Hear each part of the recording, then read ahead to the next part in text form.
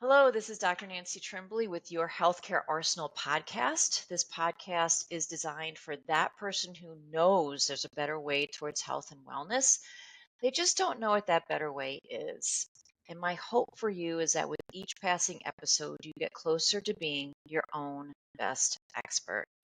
So today, once again, we have Dr. Amy Allen, naturopath. I was just at an appointment, not for myself, but with a loved one with Dr. Amy this week.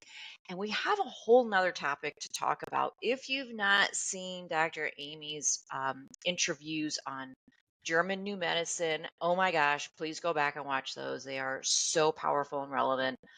Today, we're going to talk about the power of words. So, without taking any of the glory away from Dr. Amy, good morning. Good morning. Good to see you. So, nice to see you too. We were just discussing this topic when I saw you recently, and it's something that I had heard about years ago. And I always say words are powerful, and when you speak them out loud, it's magnified because you're hearing your own voice and you're creating the words and the vibration with your mouth. So let's dive in. Tell us what we're going to learn today. I am very excited to share. May I share some slides with you as we talk? Yes. All right. This topic has always intrigued me because I love teaching on frequencies, because frequencies is the basis of everything I do and what I work with in my practice. And when I understood frequencies and then applied it to your voice and what a frequency can do in your body, like you start realizing the power of your words, what you tell yourself and what you tell others on a whole nother level. So I'll give a little bit of the science background so you can kind of picture what's going on, and then applying that and seeing things in a whole nother way. And when I got to share this with some kids recently, and it was just taking a truth that I'd heard, a verse I was taught growing up on death and life are in the power of the tongue. And I always took that as maybe just be careful with your words. You could hurt somebody with it. And obviously it can be painful, but let's take this to a whole nother level scientifically. And could that mean something completely different or a whole nother level? Obviously you already introduced me. So I'm a naturopathic doctor and I love to use nature and natural things to help the body heal itself. And part of becoming a doctor, one of the things you have to do is, write a paper or write a dissertation. And my paper ended up being about frequencies. And I was trying to figure out how to break it down because there's just so much power in frequencies. So I chose 3 topics from my paper and I wrote on power of light, the power of words, and the power of music. So I'll give you a little bit of an intro to light, and that gets us into words and music, but they're all interconnected. You can't really have one without the other. But just understanding the power of frequencies that we have available to us for our healing in our body. And it's going to seem, we're getting to the power of words, but to truly grasp it, there's a little bit of a little road we have to go down to understand frequencies and picture them. And then it's just going to open up a whole new world to the way you look at things. So light, I like to just think of light is, we know it's a frequency, right? Light is frequency, colors. In the scriptures, it talks about the Spirit of God moving upon the face of the waters, which is a vibration, which is causing a frequency. And we see the words that God said, and it was so. So there's a spoken word here. So literally, if things started with the spoken word, let's just talk about the power of words there. But things were spoken into existence, and the very first thing that was said was, "Let there be light." And most of the time, when we think of light, what do we think of? We think of visible light. We think of the rainbow. We think of colors. But actually, light is the entire electromagnetic spectrum, and visible light is just one little sliver of that. So looking at this, you can see right in the center there, I think this little bit of white right in the middle there, that little teeny sliver is visible light. And then you have all these other frequencies or light that we can't see that's invisible. So you think of x-rays, well, most of us have experienced an x-ray. We can't see that light, but it's used. We've all had a sunburn before. That's ultraviolet light, from the sun. You have infrared. We use that for healing and repairing the tissues and everything in the body. And we know microwaves and there's radio waves, but all of that is the light spectrum. So visible light is only one little teeny sliver. And actually, it makes up less than 1% of the entire electromagnetic spectrum. So just a thought process is we physically see less than 1% of what was actually created on that first day. And we think, we can see all this stuff, but everything is so much bigger than what we think we can see. So light just fascinated me. And it talks in the scriptures about things being visible and invisible. And I just thought, well, yeah, we think everything, we're good with our eyes, but we don't really quite see the invisible. So it just, again, talks about invisible things being seen by his creation. So one of my favorite things to do then for children or anybody I'm speaking to, I love to make the invisible visible. Or how can I help people see something? I can see it, but I want to make it tangible so they can see things differently. So a lot of times I'll ask people, do you play an instrument? Usually that's a pretty good connection with understanding a frequency or a vibration. We know if we play guitar or you strum a string, it's going to cause a vibration, right? And this is where we're going to start picturing what a frequency is. So just the basis of everything, I give 4 things. What is a frequency? And again, frequencies are going to help us get to understand the power of our words because they are frequencies. But what is a frequency? It is simply a vibration. Is the easiest thing. The number of times that something vibrates in 1 second would tell us its frequency. Pretty simple. And then they are measured in hertz. Just like in math, there's a unit of measurement. For music, or technically frequencies here, frequencies are always measured in hertz. And then the formula is 1 hertz equals 1 wave or 1 complete vibration in 1 second. So just thinking, all it is there's movement, there's vibration, and how many times that vibrates in a second will give us what the hertz are of that frequency. So I like to show people this picture. This is a frequency that's kind of mapped on a line here. And the frequency would technically start right at the line. It's going to go above the line, vibrate. It's going to go down below the line, and then it's going to end right where it started, that same starting point. And that's 1 complete cycle. This would be another cycle, 2, and then we'd have 3.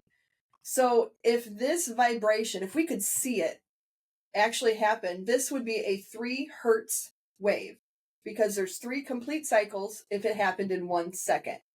So just picture vibration, picture movement, and we'll get a little bit deeper here. Music, right? If you play piano, you play notes. Every music has a frequency or a hertz. I know from playing in the orchestra, I played the oboe, and everybody in the orchestra tunes to the oboe, and their job is to play the A, and A equals 440 hertz. And their job is to play that, and the whole orchestra tunes to that frequency. So it's easier to recognize frequencies in a musical tone. You play the piano, you play middle C, and usually that's about 256 hertz, or that just means that string inside is vibrating 256 times in a second, and you get to hear that audio. What's interesting, even our bodies have frequencies. Even every organ in the body has a frequency. And what's kind of cool is you see it even corresponding to musical notes. So I kind of picture the inside of our body being like a symphony of music. And hopefully all your organs are in tune and your orchestra sounds nice, but that's kind of a job as a practitioner, right? Is to help retune the body to where it's in harmony and it can heal itself. That's what we want. So frequencies are all around us. It's music, our bodies, every organ even has a frequency in it. And this is probably my newest favorite study, is some of this, seeing it visually, where we can talk about it, but can I see the string actually vibrate 440 times in a second? No, my eyes can't catch that. So there's something called cymatics, and it's the study of sound and vibration that is made visible. And they typically, it says it's used with a surface, a plate, diaphragm, or a membrane. So somehow they'll use different surfaces and you can capture what these frequencies look like.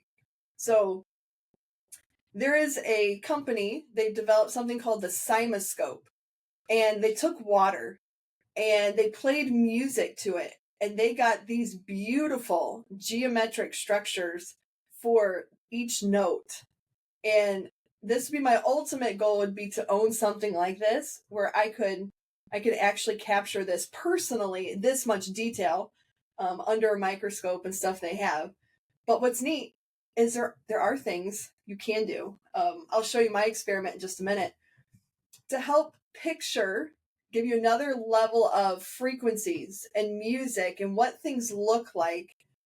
This is a little video here, and I'll see if it'll. Oh, let's see if this will play for me really quick. It won't. Let's just see. It's okay. I'll come back to that one. The video there was made by Cymoscope, and you actually get to watch them play music and these shapes come up on the screen and see what does that music actually look like if you could see it in the air.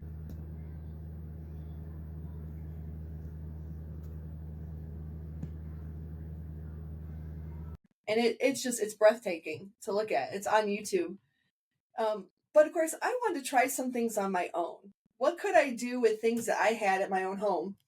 And what I discovered to help create my own frequency and see a frequency in water is I took a little speaker I have there on the right, and I put some water in it. It is a waterproof speaker. I popped the little shell off the top and put some water in it. Then I connected my phone to an app because it's a wireless speaker, and I found an online tone generator, and I can pick a frequency, whatever frequency I wanted, and I could watch the water start to vibrate. And as you get to certain frequencies, it perfectly can be captured in that space in the water. And this was just one picture I took that I thought, that is so cool, that you can actually see these shapes start to come to life in water. And that was just playing one frequency into water.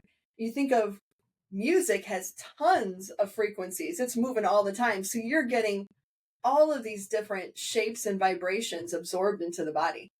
Just fascinating and so neat to see. And even just this last weekend, I went to the Museum of Science and Industry, and this is right there in their science area where there's the science of storms and they have their tornado. It's right behind that. There's this section on the wall. And let me see if this one will play for me. So right up there, there's a speaker playing into water, and you get to see the reflection of that on the floor. And I mean, you can probably walk by that and you're just like, oh, that's kind of cool. But there's 3 or 4 of them there, and they all have a different frequency they're playing into the water, and the shape is different on each circle on the floor.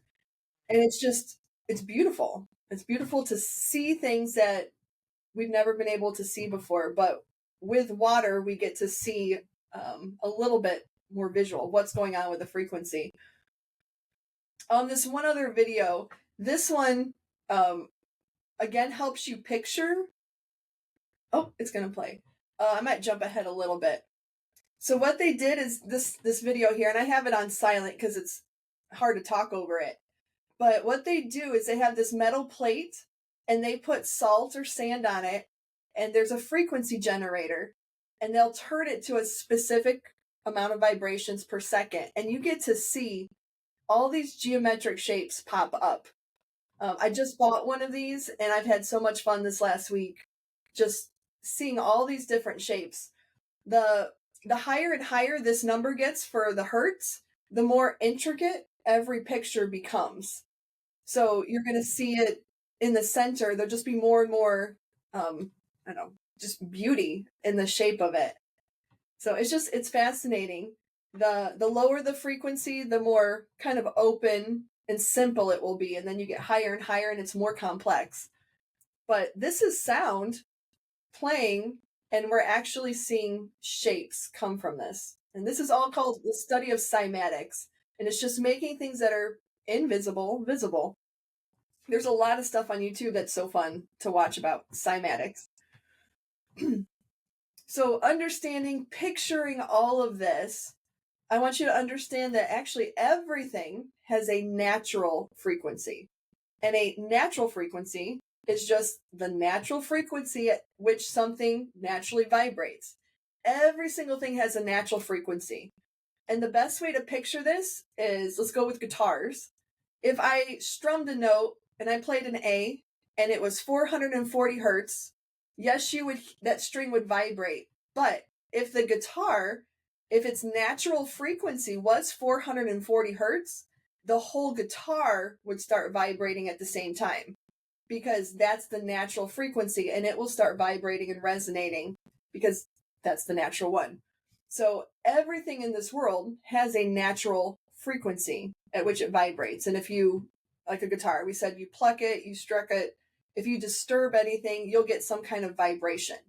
And that's to help us discover its natural frequency. Even the earth has a natural frequency.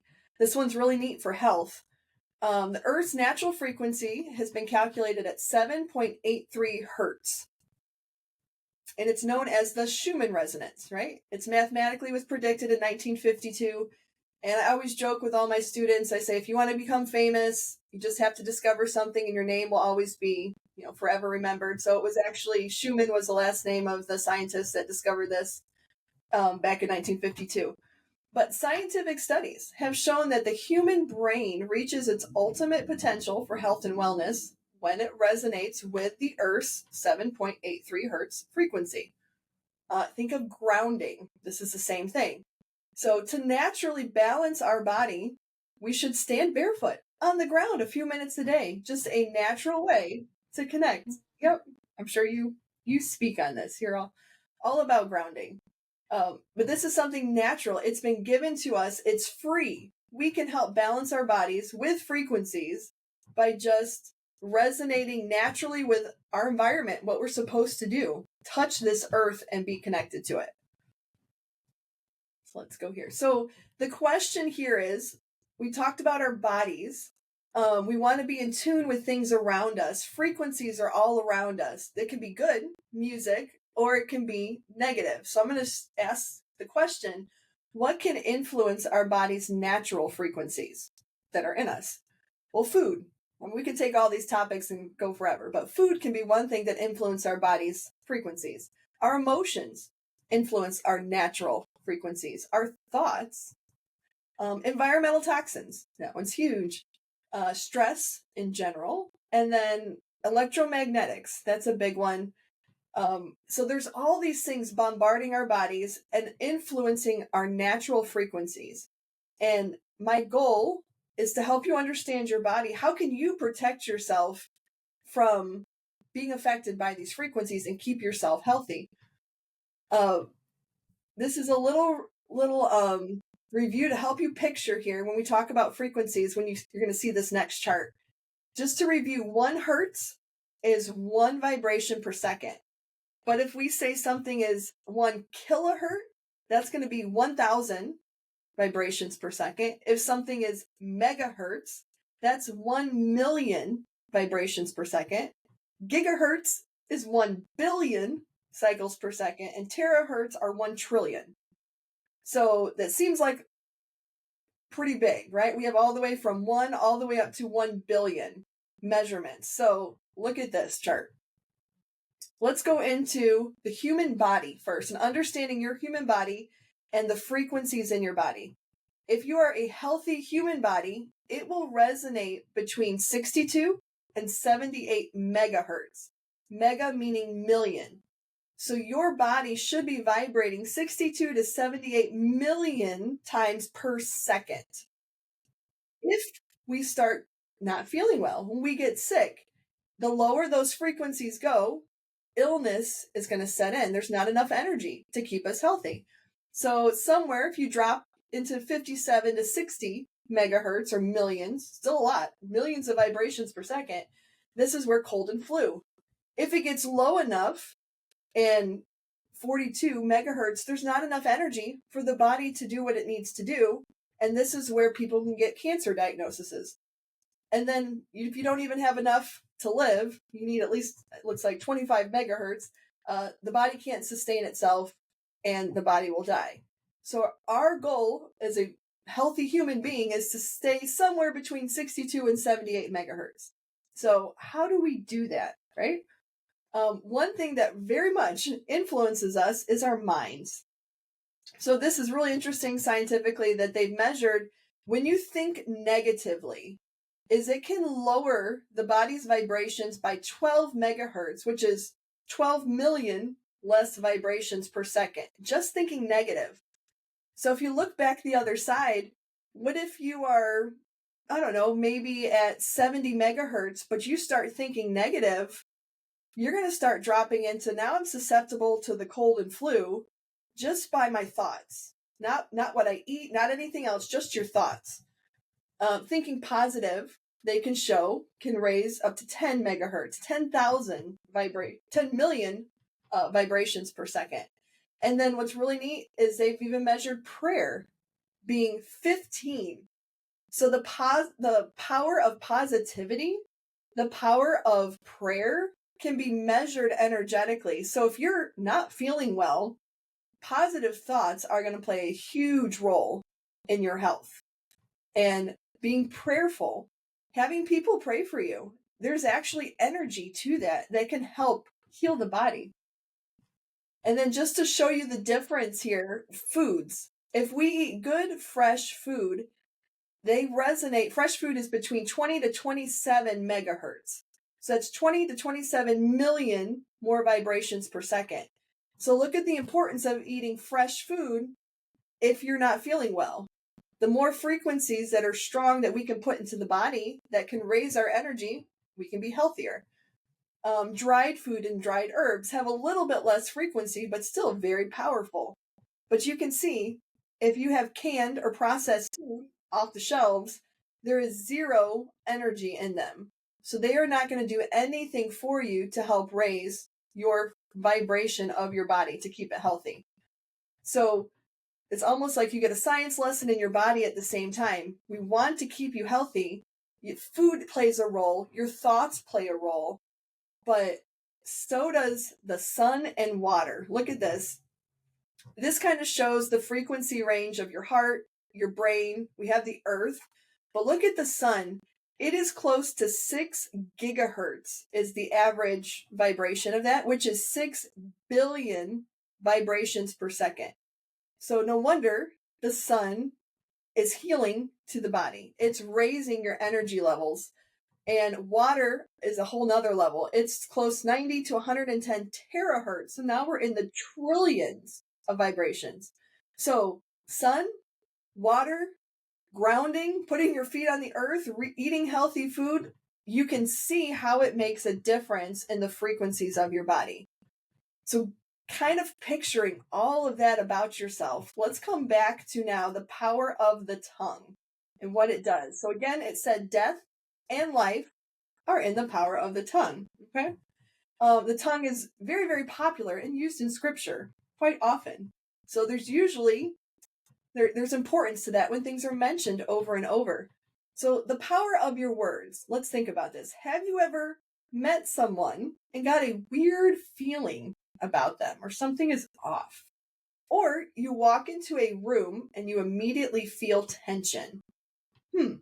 What is this and what are you actually picking up on? They haven't even said anything yet. You've just walked into the room and you feel something. You are picking up on frequencies. That is your body feeling the difference in the frequencies, and now you're aware of this. Let's see what that can do. This was a book introduced to me probably 10 years ago, at least 10 years ago. And a client of mine kept mentioning it. She's like, you're going to love this. And I listened, but I didn't. And then finally, when I bought it, I couldn't put it down because it's almost everything I wanted to do. I just don't have the technology to do it all yet or own all the technology. But it was called The Hidden Messages of Water. And this Dr. Emoto, he wrote this book, and it documents how water is affected on the cellular level by words and thoughts. And everything I just showed you, that would make sense. We played frequencies into water. We saw the water change, but he's going to take it down even deeper on how water is affected by words. So from his book, these are a few pictures, and they captured under a microscope water when it was exposed to words, when they spoke to it, and how the water responded. So the top one you see there was do it. And this is more kind of a strong, almost like you're yelling intense, do it. And you kind of get that impact of that frequency and you see it kind of just splatter. But when there's this cooperative, let's do it, you now see this beautiful snowflake structure captured in the water by speaking that way. Down at the bottom, being told, you fool, and kind of being this strong, intense word that's not positive, you get that circle effect kind of just going out again. But when you're positive and you say thank you, that one's beautiful. You see that little snowflake structure there. That's just some words that they've captured, and there's a whole bunch more in the book that you can look at. They even exposed water to music and was measuring what that looked like. So you see Beethoven, Mozart, Tchaikovsky's Swan Lake actually had an iridescent rainbow color when they played it to the water, which is just so cool. And then they didn't say which type of rock music they were playing, but my guess is it was probably the words and something intense in there that was actually jarring and not pleasant to the water in the body. And you see it, that more circle, where it's not that it's healing and powerful, it's actually kind of pushing things away.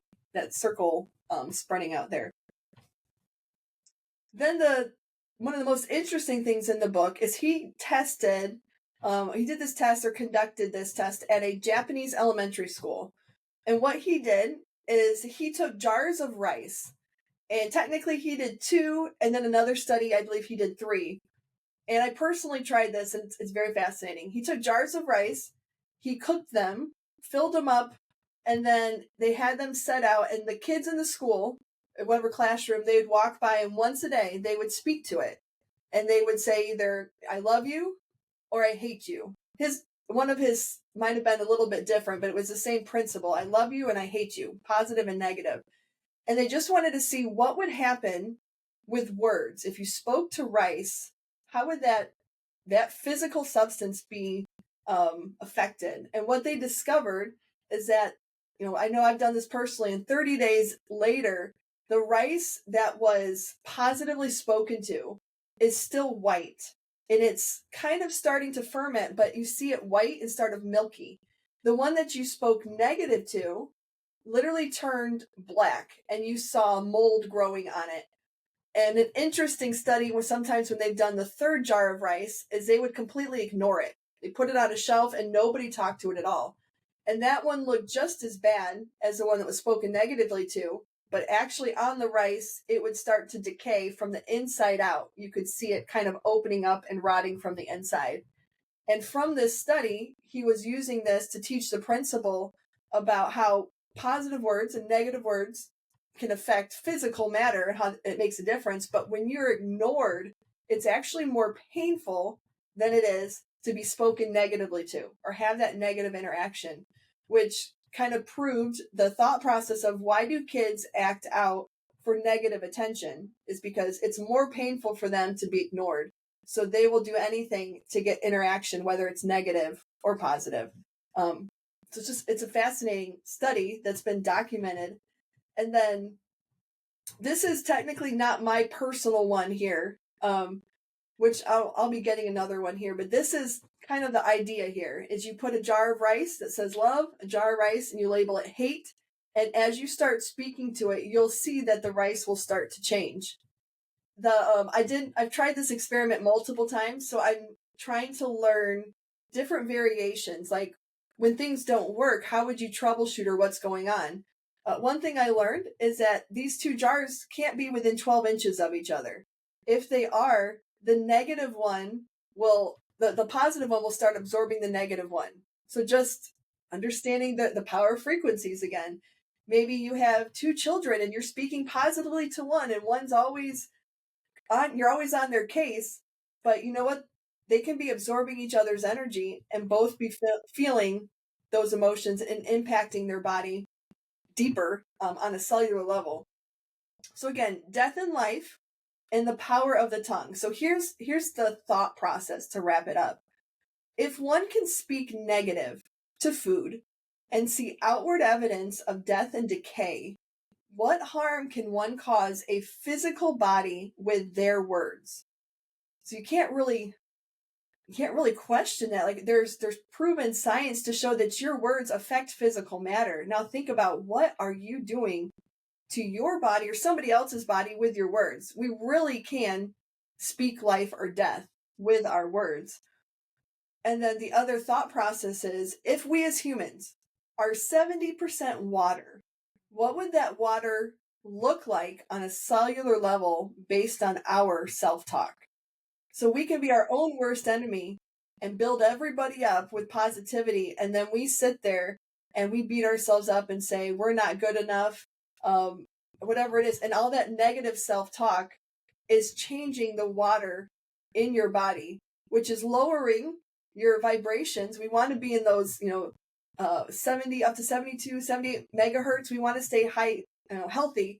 But that negativity, remember, it lowers us 12 million less vibrations per second. And if you're constantly thinking this way, we are our own worst enemy. So we have been given the power down to the cellular level to speak life or death with our tongue. So the question is, what do we want to do with that? Like, do we want to use that to really build somebody up? Or are we going to use it and see it on a whole nother level that you're literally destroying and causing death to someone else or even yourself with your words? So, the more chronic you are with negative self-talk or negative talk to others, and you layer on that poor food choices, yep, and it's no wonder there's so many chronic diseases going on. And then you can hear negative things in our environment, whether it's advertising or media or it's really important to be careful with our environment, our own self-talk, what we're putting in our bodies, because we do have the power to like elevate our health potential and our healing. yep. So super cool. And I love the fact early on you put up the slide of the spectrum of light, Mm-hmm. and only 1% of it is what we can actually see. So 99% of light vibrations are outside of our ability to perceive.